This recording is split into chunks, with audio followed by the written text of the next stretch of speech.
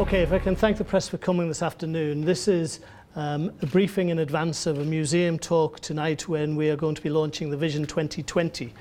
There are a series of slides which, for the media purposes, I'm going to go through quite quickly and focus on just 2 or 3 of the key ones and then take any questions you might have.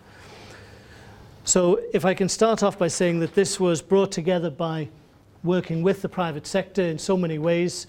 We had questionnaires, we had meetings, and we found that we were going to build on what we had done previously in the 2004-2014 economy to actually come up with a vision statement going forward. We can wait for things to happen to the island, or we can take control. And this vision is all about taking control and making sure that we can dictate how our economy looks in the years ahead. So, having talked to the local businesses, we have found that there are areas of the economy that are going to be in decline, but there are other areas that offer great opportunities. The way in which we did this was researching with the private sector and coming forward with a consensus view which allows us to have the confidence to present this today. Our summary, which you can see from the papers you've been provided, indicates that we anticipate that we can have a national income growth, the GDP, of 3 to 4% each year until the year 2020.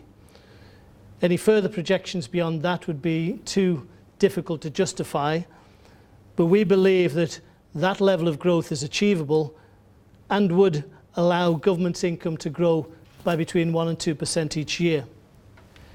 It would also create in the region of 0.7 to 1% growth in jobs, which is roughly what we've been doing for the last 10 years.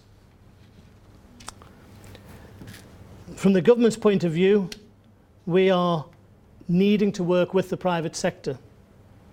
So whilst we are reducing the scale and size of government, we have to have the corresponding confidence that the private sector will work with us to create job opportunities. This vision shows where those jobs will come from.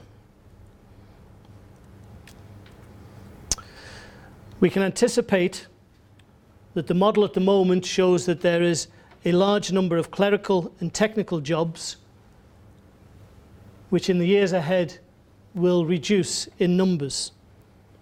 Some of those jobs will become automated by the use of technology.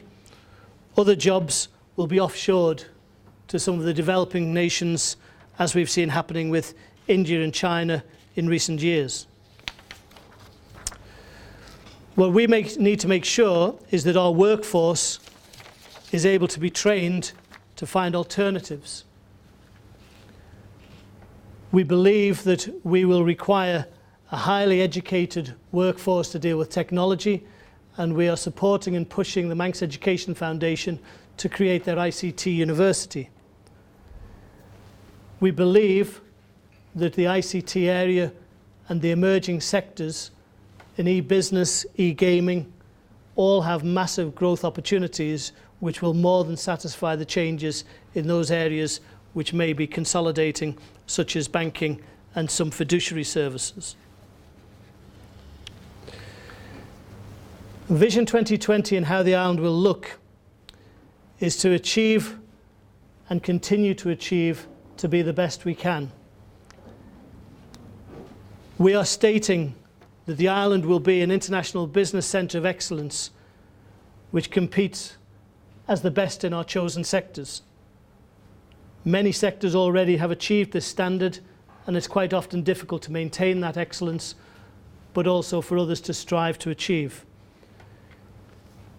We are and continue to be a transparent international business partner that organisations and businesses should be proud to be joined with.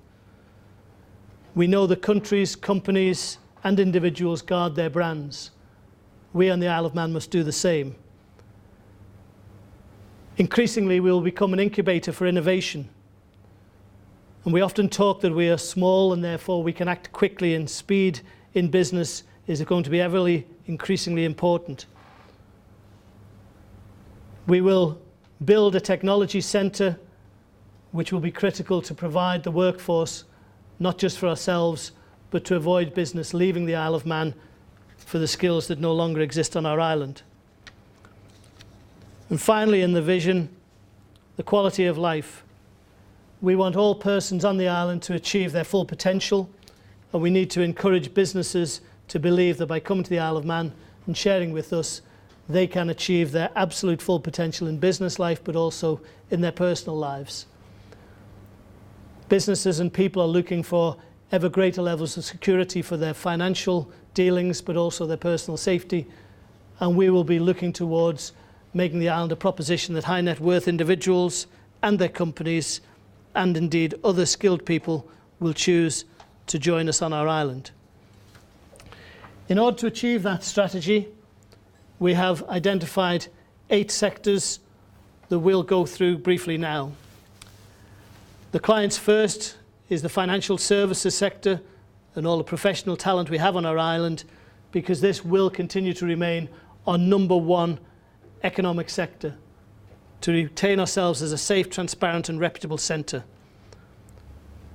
Without spending too long on it, the information provided shows how we will develop a tech isle, a manufacturing centre of excellence, the offshore energy hub to maximise potential benefits of offshore tidal, gas and other energy sources, destination island to attract ever more increasing numbers of visitors, residents and investors, a distinctive food and drink based on localism, both for our own domestic market but also for export. We need to create an Isle of Enterprise culture where we have a climate for entrepreneurs to grow and thrive, to invest and to create jobs. And finally, we will be an international partner to be proud of by deepening our regulatory, political and business links with our key target countries.